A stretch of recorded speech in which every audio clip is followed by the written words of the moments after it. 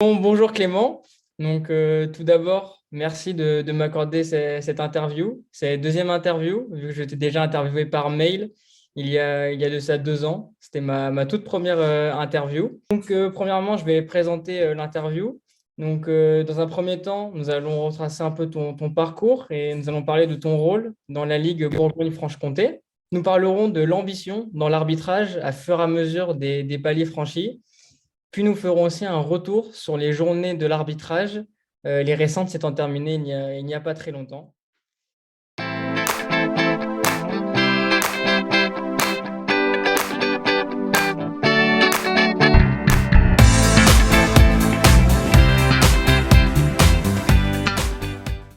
Pour commencer, même si je pense que la plupart des arbitres et personnes qui verront cette vidéo te connaissent au moins de nom, peux-tu nous faire une brève présentation de toi et nous parler en outre de ton rôle actuel dans la Ligue Bourgogne-Franche-Comté?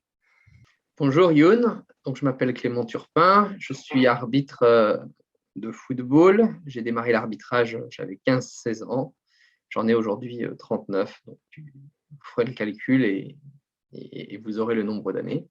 Voilà, et en parallèle de mon activité d'arbitre, je suis également en charge de l'arbitrage sur le territoire Bourgogne-Franche-Comté, avec comme mission le développement de l'arbitrage sur l'ensemble du territoire régional, à savoir la formation des arbitres qui existent, et puis mettre en place des stratégies de recrutement et de fidélisation. Et Dieu sait que ce n'est pas simple, mais on s'appuie sur beaucoup de bénévoles qui sont passionnés par ça, et on essaye quand même d'arriver à faire des choses plutôt intéressantes. Là, j'aimerais revenir sur une récente interview que tu as faite pour la Fédération française de football, qui est disponible sur YouTube.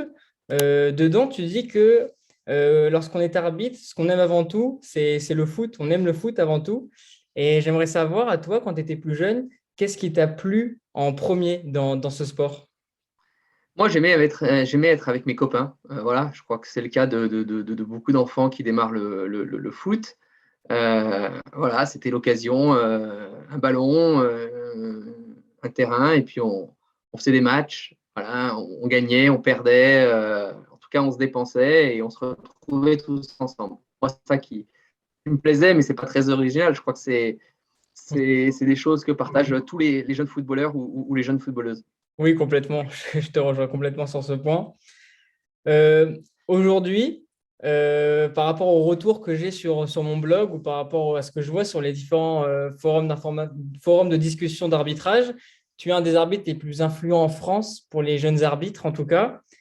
Tu as 200, j'ai fait mes calculs, tu as 233 matchs en Ligue 1, une trentaine en Ligue des Champions et si je ne me trompe pas, 5 finales en tant qu'arbitre central, dont la dernière il n'y a pas longtemps. Et je voudrais savoir quel était ton ressenti sur ce rôle, on va dire, d'exemple pour les jeunes arbitres, les nouveaux arbitres dans le monde du football en France. Ouais, exemple, c'est toujours. Voilà, j'aime pas trop utiliser ça. Après, j'ai mon parcours, qu'il est ce qu'il est. Euh, j'ai eu la chance de façonner ce parcours-là grâce à plein de gens qui m'ont accompagné. Parce que on n'arrive jamais rien tout seul.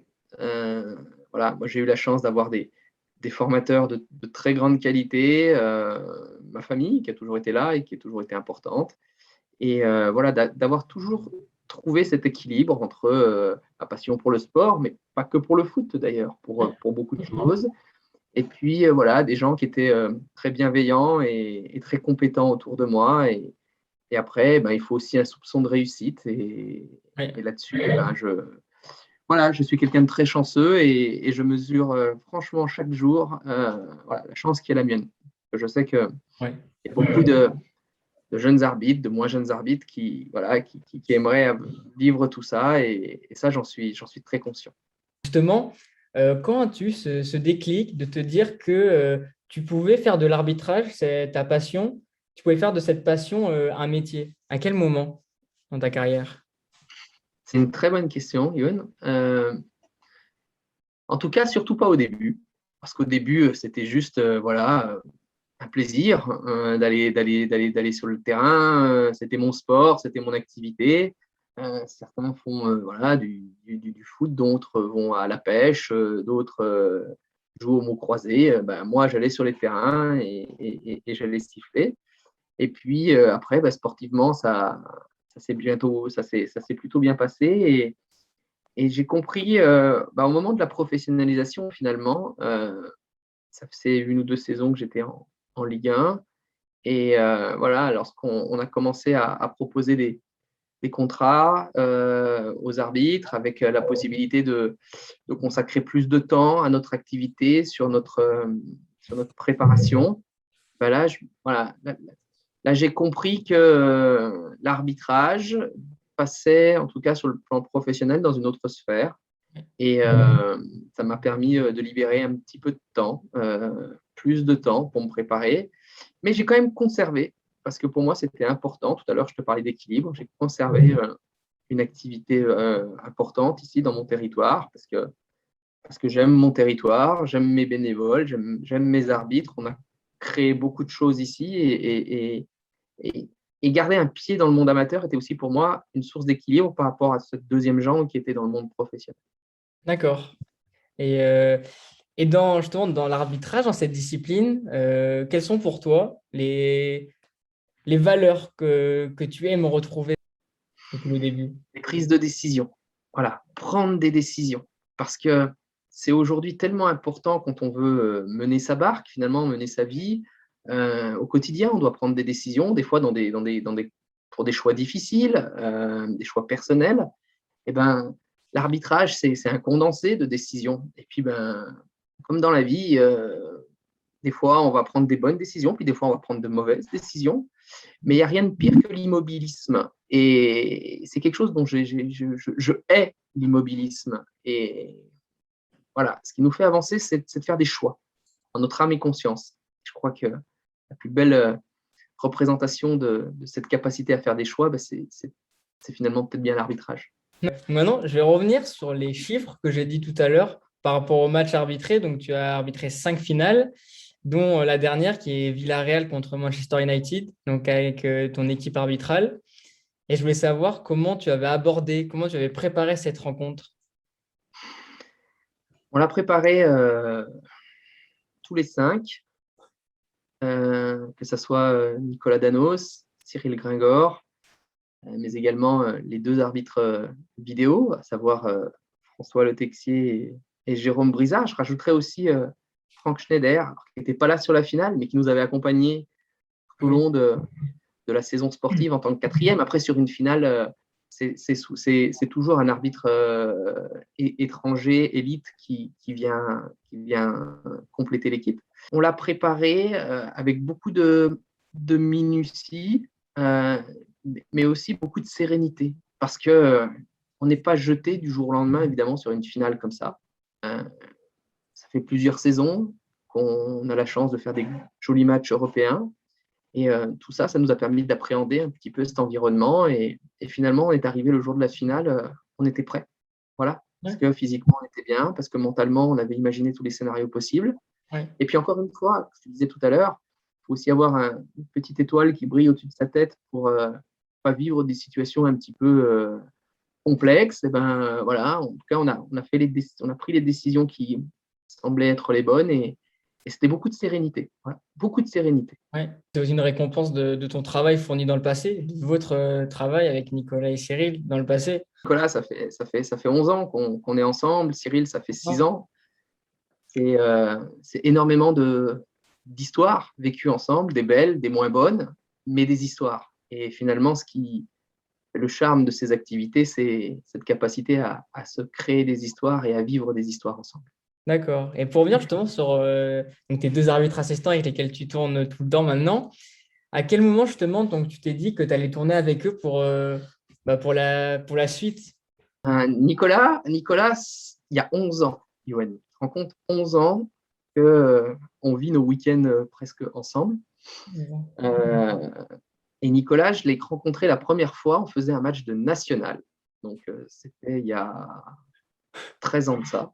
On était à Nîmes. Et c'est la première fois que je le rencontrais. Et puis, le contact s'était bien passé, mais pas plus que ça, parce que de toute façon, il menait son début d'aventure fédérale, moi aussi. Et puis après, on s'est retrouvés sur les années de Ligue 1, les premières années de Ligue 1. Et puis, j'avais gardé un œil sur cet oiseau. Et puis, à un moment donné, je lui ai dit, bah, tiens, est-ce que ça ne te tenterait pas? Parce que l'état d'esprit, je ne parle même pas des qualités, les arbitres assistants de Ligue 1, c'est tous des gens qui sont extrêmement performants, mais il dégageait humainement quelque chose qui m'allait bien. Alors, c'est difficile d'exprimer avec des mots. Et puis après, on est partis ensemble, et puis on a commencé à vivre des choses ensemble, et puis il y a eu cette connexion de confiance entre nous, et tu vois, aujourd'hui, 11 ans après. Donc, je crois qu'on est le plus ancien des duos aujourd'hui en France, et il se base sur une grande confiance, voilà, une très grande confiance mutuelle. Et puis Cyril est arrivé, lui, maintenant, il y a 6 ans. Alors, il sortait d'une aventure avec Freddy Fautrel. Et Freddy avait arrêté l'arbitrage, et donc Cyril se retrouvait seul. Et quand on tourne avec Freddy Fautrel, c'est énormément d'expérience qu'on acquiert. C'était le cas de Cyril, et il est venu compléter parce que Frédéric Cano, qui était avec nous, avec Nicolas et moi, entre-temps, Frédéric avait décidé d'arrêter sa carrière. Donc, on ne se retrouvait plus qu'à deux, un peu orphelin de Frédéric. Et Cyril, lui, se retrouvait tout seul parce que Freddy, à ce moment-là, arrêtait. Et finalement, très naturellement, il est venu et nous a apporté beaucoup d'expérience et de sérénité sur les événements. Et je crois qu'il y a 6 ans, on commençait à aborder les gros matchs européens, et Cyril était l'homme de la situation pour nous amener cette sérénité qui dégage au quotidien. Donc, l'arbitrage, c'est quand même de très belles rencontres. Et en plus, vous avez vécu des super moments ensemble, hein, comme la Coupe du Monde, l'Euro, la dernière finale. C'est des moments qui restent gravés à jamais dans la mémoire pour vous trois. Il suffit qu'on évoque le nom de ces moments-là et on n'a pas besoin de se dire grand-chose. Les regards suffisent. Ouais, j'imagine. Et bon, je vais changer un peu de sujet, et on va faire un retour sur les Journées nationales de l'arbitrage qui sont donc organisées par La Poste, donc partenaire des arbitres. Et j'aimerais que tu expliques aux plus jeunes, aux nouveaux arbitres qui ne connaissent pas forcément ces journées, en quoi ça consiste réellement. Ces journées, maintenant, elles ont plus de 10 ans d'existence, et c'est l'occasion sur un week-end de mettre un coup de projecteur sur l'arbitrage et les arbitres, sur les bienfaits de cette activité, les qualités que demande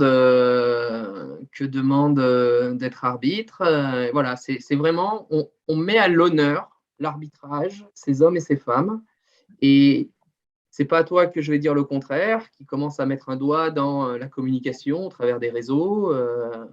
On a besoin de faire connaître notre activité, et on a besoin de la puissance de communication comme celle de notre partenaire historique de La Poste pour faire passer des messages. Donc, c'est important de montrer qu'on est là, quelles sont les qualités qui sont les nôtres, et grâce à ce partenaire La Poste avec qui on partage beaucoup de valeurs, la proximité, le maillage territorial, la simplicité, l'humilité. Je crois que ce sont des valeurs qu'on retrouve chez l'arbitrage et chez notre partenaire La Poste. Tu aurais un mot à dire par rapport aux violences sur les arbitres qui se passent en ce moment? C'est cette montée de violence au niveau amateur, c'est tous les week-ends. Tu aurais un mot sur ça?